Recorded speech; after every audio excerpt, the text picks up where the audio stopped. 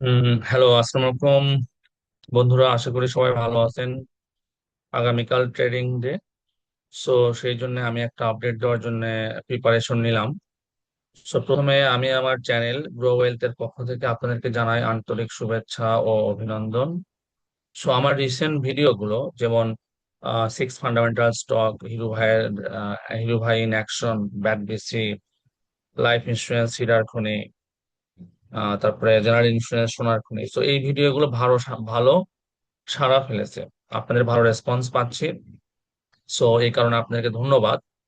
আর আমার আজকের ডিসকাশন পুরোপুরি হচ্ছে যে প্রথমত জেনারেল ইন্স্যুরেন্স এবং লাইফ ইন্স্যুরেন্স সেক্টর নিয়ে একটা আপডেট দেওয়া, বিকজ গত 2-2.5 মাস জেনারেল ইন্স্যুরেন্স সেক্টর খুব ভালো পারফর্ম করেছে এবং একটা র্যালি ক্যারি করতেছে।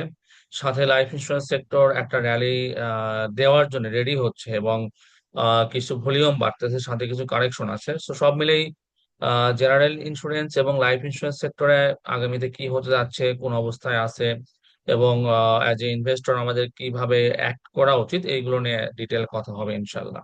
সো সাথেই থাকবেন। আর ভিডিও শুরুর আগে আমি বলে নেই, আমার এই ডিসকাশন কোনো বাই অ্যান্ড সেল ইন্ডিকেট করে না। এটা শুধুমাত্র লার্নিং এবং ইনফরমেশন শেয়ারিং পারপাসে। আপনারা অবশ্যই কোনো স্টক ইনভেস্ট করার আগে নিজে অ্যানালাইসিস করবেন, নিজে যাচাই বাছাই করবেন, করে তারপরে ডিসিশন নেবেন। So let's go to the discussion. আমাদের আজকের প্রথম ডিসকাশন হচ্ছে জেনারেল ইন্স্যুরেন্স সেক্টর। সো আমি যে চার্টটা শো করতেছি এখন, এটা জেনারেল ইন্স্যুরেন্স সেক্টরের ইন্ডেক্স, জেনারেল ইন্স্যুরেন্স সেক্টরের ইন্ডেক্স। তো যদি একটু আর্লি থেকে বলি, যে 2021, 20-21-এর দিকে এখানে একটা স্পাইক দিয়ে একটা রেসিস্ট্যান্স ক্রিয়েট করেছিল, এবং তারপরে আরেকবার একটু কারেকশন দিয়ে সেটা স্পাইক দিয়েছিল। সো সেটাই এবার ওই কারেকশনটাই কন্টিনিউ করতে করতে একটা পর্যায়ে আসে, যেটা 30-28 বা 30-এর কাছাকাছি একটা সাপোর্ট নিয়ে থাকে, যেটা আগেকার একটা রেসিস্ট্যান্স জোন ছিল আর কি। সো এই সাপোর্টটা নেবার পরে দ্বিতীয়বার সেটা আবার রিটেস্ট করে, এবং তৃতীয়বার গিয়ে সেটা টেস্ট জাস্ট টাচ করে উঠে যায়। তো এখানেই ইন্ডিকেশন দিয়ে দেয় সেক্টরটা আপ ট্রেন্ড কন্টিনিউ, মানে কনফার্ম করেছে আর কি। এবং তারপরে থেকে সেক্টরটাও টানা ট্রেন্ড কন্টিনিউ করতেছে। সো রিসেন্টলি একটা লং, আমরা যদি দেখি যে একটা লং র্যালি, যদি আমরা নভেম্বর 25, অর্থাৎ নভেম্বর 25 থেকে সেক্টরটা আপ ট্রেন্ডে যাচ্ছে। So, হ্যাঁ, নভেম্বর 25 সেক্টরটা আপ ট্রেন্ড শুরু করেছে এবং স্টিল আপ ট্রেন্ডেই শো করতেছে, অর্থাৎ গত 7-8 মাস এই সেক্টর একটা র্যালি দিচ্ছে। একটু মাইনর কারেকশন হয়ে আবারও র্যালি, মাইনর কারেকশন হয়ে আবারও র্যালি। তার মানে সেক্টরটাতে অলরেডি ভালো পরিমাণে অনেকে প্রফিট করে ফেলেছে। আগে ভলিউম কম ছিল, এখন ভলিউম বাড়তেছে। আর এখানে লক্ষ্য করার মতো একটা বিষয় হচ্ছে যে সেক্টরটা কিন্তু এখানে একটা কাপ ফর্ম করেছে। এই যেটা যদি কাপের সারফেস ধরি আমরা, সো এটা এখানে একটা সারফেস ছিল যেটা 2024-এ, সেটা একটা লং কারেকশন কমপ্লিট করে আবার আপ ট্রেন্ডে এসে সেই সারফেসটাকে কিন্তু আবার টাচ করেছে, এবং এটা একটা স্ট্রং রেসিস্ট্যান্স জোন, এটা এই সেক্টরের স্ট্রং রেসিস্ট্যান্স জোন। সো যেভাবে কন্টিনিউ করতেছে, এখানে একটা মাইনর কারেকশন হওয়ার সম্ভাবনা আছে, যদিও ইন্ডিভিজুয়ালি সবগুলো ইন্স্যুরেন্স খুবই স্ট্রং স্ট্রং ইন্ডিকেশন শো করতেছে, বাট তারপরেও যেহেতু সেক্টর একটা লং র্যালি দিয়েছে, সো একটা কারেকশন হওয়া অবশ্যই সেক্টরের জন্য ভালো, যেটাকে আমরা হেলদি কারেকশন বলে থাকি আর কি। তো আমি যেটা আশা করছি সেটা হয়তো আগামী 2-1 দিন কারেকশনে থাকে আবার একটা আপ ট্রেন্ডের দিকে আসবে, এবং পরবর্তী রেজিস্ট্যান্স হচ্ছে 58 বা 59 রেঞ্জে। এই 58 বা 59 রেঞ্জে এই সেক্টরটা আসবে, হয়তো সময় লাগবে, সুন হবে এমনটা না। মাইনর একটা কারেকশন, মানে মাইনর হেলদি কারেকশন শেষ করে তারপরে এদিকে আসবে। সো সেইটুকু ধৈর্য ধরতে হবে যারা অলরেডি সেক্টরে ইনভেস্ট করেছেন বা অলরেডি স্টকে আছেন। সো দেখে শুনে ডিসিশন নিতে পারেন, বাট আমার মনে হয় যে সেক্টরটা মাইনর কারেকশন দিয়ে আবারও আপ ট্রেন্ড কন্টিনিউ করবে। আচ্ছা, এটা হচ্ছে যে এই সেক্টর। আর সবচেয়ে বড় কথা, এই সেক্টর যেহেতু যেহেতু প্রতি মাসে একটা বা দুইটা স্টক যেহেতু প্রতি মাসে একটা বা দুইটা স্টক তার আগের হায়ার হাইকে ব্রেক করে নতুন হায়ার হাই তৈরি করতেছে, এবং রেকর্ড ব্রেক করতেছে, যেমন বিএনসিএল, যেমন রিলায়েন্স ইন্স্যুরেন্স, এরা কিন্তু আগের হায়ার হাই ব্রেক করে নতুন করে হায়ার হাই ক্রিয়েট করতেছে। সো পর্যায়ক্রমে পর্যায়ক্রমে আস্তে আস্তে সবগুলো ইন্স্যুরেন্স তার হায়ার হাইকে ব্রেক করার সম্ভাবনা আছে। এখন কোনটা কবে করবে এটা ডিপেন্ড, বাট অবশ্যই যেহেতু একই সেক্টর থেকে অন্যান্য স্টক তার হায়ার হাইকে ব্রেক করতেছে, সো বাকিগুলোরও হায়ার হাই ব্রেক করার সম্ভাবনা প্রবল, মানে বাকিগুলোরও হায়ার হাই ব্রেক অবশ্যই করতে পারে। আমরা যদি ইন্ডিভিজুয়াল সবগুলো স্টক একসাথে দেখি ইন্স্যুরেন্স সেক্টরে, তো অগ্রণী ইন্স্যুরেন্স মানে একটা স্পাইক দিয়ে একটু কারেকশন মোডে আছে। এশিয়া ইন্স্যুরেন্স এটা একটু কারেকশন দিয়ে ফেলছে, এবং এটা কিন্তু এই সেক্টরের মানে অনেক আগে থেকে মুভ করতেছে, প্রথম দিকের মুভের একটা স্টক। এশিয়া প্যাসিফিক কারেকশন মোডে আছে, বিজিআইসি কারেকশন মোডে আছে এবং ইন্ডিকেট করতেছে কারেকশন শেষের দিকে। বিএনসিএল স্টকটা খুবই শক্ত হাতে হ্যান্ডেল হচ্ছে, অপারেটর খুবই স্ট্রং। সো কারেকশনে যাওয়ার পরেও কারেকশনে যেতে দিচ্ছে না, এরকম একটা অবস্থা। সেন্ট্রাল এই গত 6 মাসে সবচেয়ে ব্যাড পারফর্মার এই সেক্টরে এখনো পর্যন্ত। মানে যদিও গত 6 মাসের আগের 6 মাসে এটা পারফর্ম করেছে, কিন্তু গত 6 মাসে এই স্টকটা একই লেভেলে বিদ্যমান এক্সিস্ট করতেছে। সো খুব বেশি হাইও হয়নি এবং খুব বেশি যে কারেকশন হবে এমনটাও না। সিটি ইন্স্যুরেন্স এই সেক্টরের বলতে গেলে লিডার, সেই গত 2 বছর থেকে সেক্টর লিড করতে করে আসতেছে, এর কোনো কারেকশনের কোনো নামগন্ধ নাই। আস্তে আস্তে খুবই স্লোলি স্লোলি স্টকটা তার প্রাইস ধরে রাখতেছে। কন্টিনেন্টাল একটু কারেকশন মুডে আছে, বাট মনে হচ্ছে কারেকশন প্রায় শেষের দিকে। ক্রিস্টাল একটা বিগ গেম শেষ করেছে, এটা এখন কত 71 টাকা, এটা 90 টাকা পর্যন্ত র্যালি র্যালি করেছে ফ্রম 40 টাকা থেকে 90 টাকা র্যালি করে একটা কারেকশন দিয়ে একটু কনসিডারেশন মুডে আছে। ডিজিআইসি স্টকটা ফান্ডামেন্টালি অতটা স্ট্রং না, কিন্তু একটা ভালো র্যালি দিয়েছে, র্যালি দিয়ে কারেকশন মুডে আছে। বাট মনে হচ্ছে কারেকশন প্রায় শেষের দিকে, আর 2-1 দিন কারেকশন হতে পারে। ঢাকা ইন্স্যুরেন্স এটাও একটা র্যালি দিয়ে কারেকশন মোডে আছে এবং মনে হচ্ছে আরেকটু কারেকশন হবে। ইস্টার্ন একটা সাপোর্ট জোন তৈরি করার চেষ্টা করতেছে, ইসল্যান্ড একটা সাপোর্ট জোন তৈরি করার চেষ্টা করতেছে বা করেও ফেলেছে। এই 26 টাকার লেভেলে একটা স্ট্রং সাপোর্ট তৈরি করার চেষ্টা করতেছে এবং অনেক দিন থেকে শেয়ারটা এই রেঞ্জে আছে।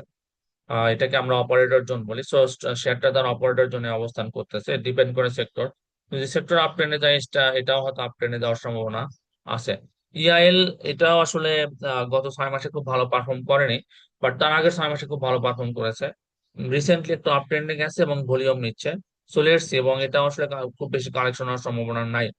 ফেডারেল তার রেকর্ড ডেট পার করে কালেকশন হচ্ছে, বাট আমার মনে হচ্ছে কালেকশন প্রায় শেষের দিকে। গ্লোবাল এটাও একটা ভালো ডিক্লারেশন এবং ভালো ইপিএস শো করেছে। সো কারেকশন শেষের দিকে মনে হচ্ছে। গ্রিন ডেল্টা একটা ক্যান্ডেল 3টা ক্যান্ডেল দিয়ে অফসেট করেছে, সো যেটা কি মানে টেকনিক্যালি মনে হচ্ছে যে বিয়ারিশ ট্রেন্ডটা উইক, মানে বুল ট্রেন্ডটাই স্ট্রং।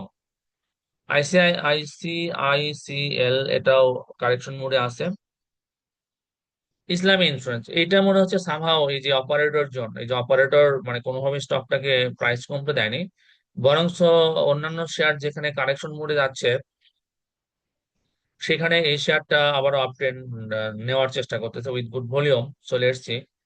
আর জনতা এটা অনেকদিন থেকে কারেকশন মোডে আছে, কর্ণফুলী রিসেন্টলি একটা স্পাইক দিয়ে কারেকশন মোডে আছে। So depend on sector. মেঘনা এটা আসলে হিউজ ভলিউম নিচ্ছে, কিন্তু আসলে এক্সপেকটেশন অনুসারে বাড়তেছে না এবং আবার একটু কারেকশন মোডে আছে। So follow follow the sector. Mercantile somehow মনে হচ্ছে যে খুব শক্ত হাতে হ্যান্ডেল হচ্ছে এটা শেয়ারটা, মানে যে হ্যান্ড এইটাতে ইনভলভ, হ্যান্ডটা একটু শক্ত মনে হচ্ছে। নিটল আহ নিটল এটা মানে খুব বেশি মুভও করেনি বা খুব বেশি কারেকশনও হবে না। নর্দার্ন মনে হচ্ছে আবার মানে এটাও মনে হচ্ছে একটু শক্ত হাতে, মানে যে অপারেটর জোন এটাতেও মনে হয় একটু শক্ত হাতে হ্যান্ডেল হচ্ছে। প্যারামাউন্ট একটা মানে খুবই কুইক স্পাইক দিয়ে আবার কারেকশন মোডে গেছে। So it depend on sector, will follow the sector. Peoples এটা মানে একটা লং আপ ট্রেন্ডে আছে এবং লাস্টের দিন পজিটিভ ক্যান্ডেল তৈরি করেছে। So let's C, maybe it will go positive. Phoenix এটা একটা বিগ ভলিউম, এখানে একটা অফলোড ভলিউম ছিল, so need to be careful. Pioneer এটাও মানে বাড়ার চেষ্টা করতেছিল, কিন্তু ট্রেন ধরে রাখতে পারতেছে না। প্রগতি অনেক দিন থেকে সাইডওয়ে মুভমেন্টে আছে। আর প্যারামাউন্ট প্রাইম ইন্স্যুরেন্স এটা একটা আপট্রেন্ড কমপ্লিট করে একটা মানে বিশাল লং টেইল হ্যামার ক্যান্ডেল দিয়ে ডাউন ট্রেন্ডে আছে, so need to B little careful. Prabhati insurance মানে এই ইন্স্যুরেন্সটা মনে হচ্ছে খুব শক্ত হাতে হ্যান্ডেল হচ্ছে আর কি, মানে অপারেটর ইজ ভেরি স্ট্রং এবং ক্যান্ডেলও খুব পজিটিভ শো করতেছে। পূরবী কারেকশন মোডে আছে। রিলায়েন্স রিলায়েন্স এখানে একটা অপারেটর জোন, মানে 90 টাকায় একটা অপারেটর জোন ক্রিয়েট করেছিল, যেটা একটু কারেকশন হয়ে আবার একটা আপ ট্রেন্ড দিয়ে আবার একটা অপারেটর জোন ক্রিয়েট করেছে, এখানে একটা অপারেটর জোন ক্রিয়েট করতেছে। So looks strong, technically it looks strong. So let's see how market will react. আর রিপাবলিকান এই শেয়ারটা আসলে খুব বেশি ট্রেন্ড নিচ্ছে না, বিকজ এটাতে একটু একটু আওয়ামী গন্ধ আছে আর কি শেয়ারটাতে, যে কারণে এটা মানে ট্রেন্ড নিচ্ছে না। রূপালী একটা স্পাইক দিয়ে একটা লং কারেকশন মোডে আছে। এসআইসিএল এই গত 2 মাসের বেস্ট পারফর্মার শেয়ার, গত 2 মাসে, হ্যাঁ। এবং মনে হচ্ছে গেম ওভার। এসআইসিএল মনে হচ্ছে যে হয়তো মানে একটা একটা জায়গা পর্যন্ত প্রাইস হয়ে গিয়েছে, সো নতুন করে প্রাইস হতে সময় লাগবে। এসপি এসআইসি এসআইপি সেনা, সেনা ইন্স্যুরেন্সটা একটা লং র্যালি দিয়েছে, যে কারেকশন মোডে আছে, but but looks very aggressive, হয়তো ফার্দার স্কোপ আছে। সোনার বাংলা ইন্স্যুরেন্সটা আসলে একটা লং মানে কারেকশন মুডে আছে, বাট এটা ভালো পারফর্ম করেছে। Standard insurance looks very strong, এটাকেও মনে হচ্ছে একটু শক্ত হাতে হ্যান্ডেল হচ্ছে। আর টাকা ফুল খুব বেশি not looks very attractive. Union ইন্স্যুরেন্সটা মানে মানে একটা ট্রেন্ড মেনটেন করতেছে আর কি, একটা চ্যানেল মেনটেন করতেছে, এবং লাস্টের ক্যান্ডেলটা পজিটিভ ছিল, we can have hope positive. আর ইউনাইটেড ইন্স্যুরেন্স আসলে খুব ভালো পারফর্ম করতেছে না। সো আমি টোটাল সেক্টরটা নিয়ে এবং সবগুলো ইন্স্যুরেন্স নিয়ে কিছু মতামত দিলাম। সো এখন ডিপেন্ড করে সেক্টর কতটুকু কারেকশন হয়, এবং ডিপেন্ড করে ভলিউম, যে কোন শেয়ারটা ভলিউম বেশি পাচ্ছে। কিন্তু একটা কথা সত্য যে বিএনসিএল 40 টাকা ছিল, সেটা 110 টাকা বা 117 টাকা পর্যন্ত হিট করেছে, পুরো একটু কারেকশন মোডে আছে। তো আস্তে আস্তে সবগুলোই তার আগের হায়ার হাইকে ব্রেক করবে, হায়ার হাইকে ব্রেক করে আর নতুন হায়ার হাই ক্রিয়েট করবে, কিন্তু কতদিন সময় লাগবে এটা নির্দিষ্ট করে বলা যাবে না। কিন্তু মার্কেট ট্রেন্ড এবং সেক্টর ট্রেন্ড যেটা বলতেছে, সেই ইন্স্যুরেন্স শেয়ার গুলো অবশ্যই তার আগের হায়ার হাইকে টাচ করবে এবং ব্রেক করবে। আর সেক্টর ইন্ডেক্সে যদি আমরা ডে চার্টে দেখি, ডে চার্টে এখানে একটা অপারেটর জোন ক্রিয়েট করেছে, এবং মনে হচ্ছে যে একটু আরেকটু কারেকশন হয়ে তারপরে হচ্ছে যে আবার আপ ট্রেন্ডে যেতে পারে, বাট আবার কারেকশন নাও হতে পারে, ভেরি স্ট্রং, মানে যদিও ভলিউম কমতেছে কিন্তু ইন্ডেক্স কিন্তু ওইভাবে কমতেছে না। So let's see how market will react.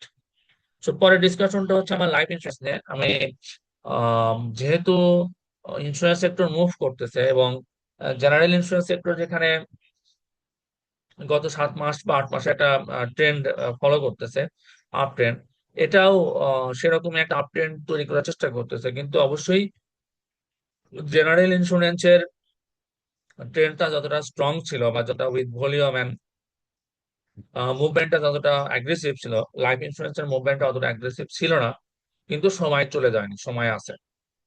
R general insurance sector যেমন একটা কাপ মানে এই যে দেখালাম যে একটা কাপ ফর্ম করেছে, একটা কাপ ফর্ম, এখানে একটা কাপ ফর্ম করেছে, এবং লং টার্মে যদি দেখি আরেকটা কাপ ফর্ম করার প্রক্রিয়া আছে, সেখানে কিন্তু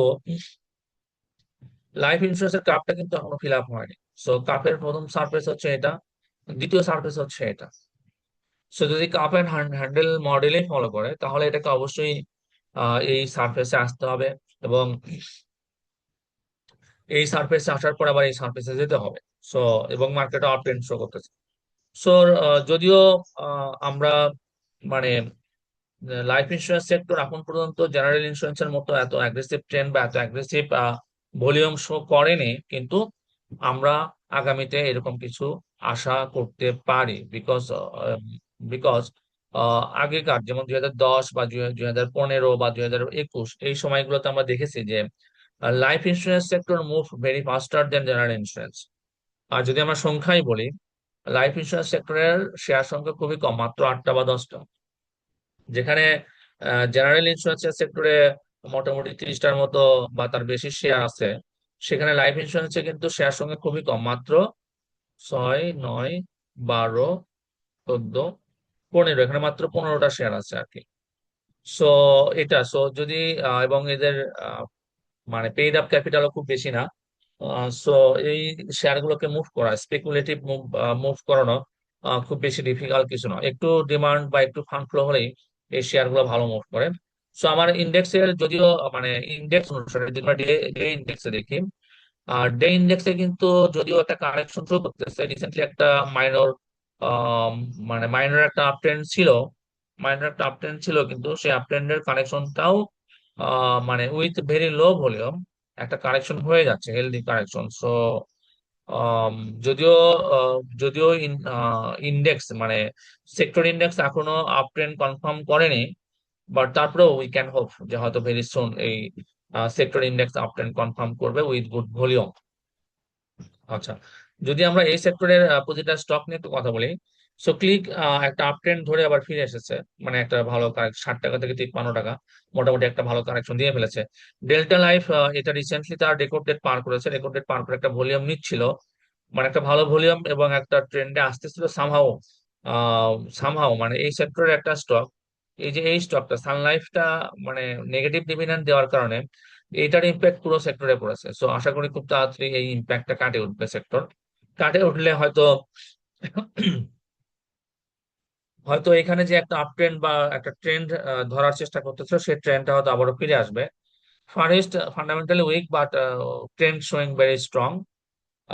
মেঘনা একটা ট্রেন্ড নিয়ে একটা মাইনর কারেকশন দিয়ে আবারও একটা সাপোর্ট জোন ক্রিয়েট করেছে, আশা করি হয়তো খুব তাড়াতাড়ি মেঘনা ব্যাক করবে, মানে আপ ট্রেন্ডে ব্যাক করবে। ন্যাশনাল অলরেডি একটা সাপোর্ট নিয়ে নিয়েছে, একটা সাপোর্ট জোন ধরে ধরে ফেলেছে। সো খুব বেশি মানে ন্যাশনাল খুব বেশি কারেকশন হবে বলে মনে হচ্ছে না। পদ্মা একটা ট্রেন্ড কমপ্লিট করে মাইনর কারেকশন দিয়েছে। আমি সবচেয়ে বেশি যে ইন্স্যুরেন্সটা নিয়ে কথা বলেছি, লাইফ ইন্স্যুরেন্স পপুলার। সো এটা মানে ট্রেন্ড ধরে কেন জানি বারবার ব্রেক করতেছে, আর সামনে 27 তারিখে এই ইন্স্যুরেন্সটা একটা ডিক্লারেশন আছে। দেখা যাক মানে ম্যানেজমেন্ট কি ডিক্লারেশন দেয়, বাট আশা করি অবশ্যই ভালো ডিভিডেন্ড দিবে, ভালো ক্যাশ ডিভিডেন্ড দিবে। আর হচ্ছে যে এরপর আছে প্রগতি। সো প্রগতি নিয়ে আমার একটু বলার আছে।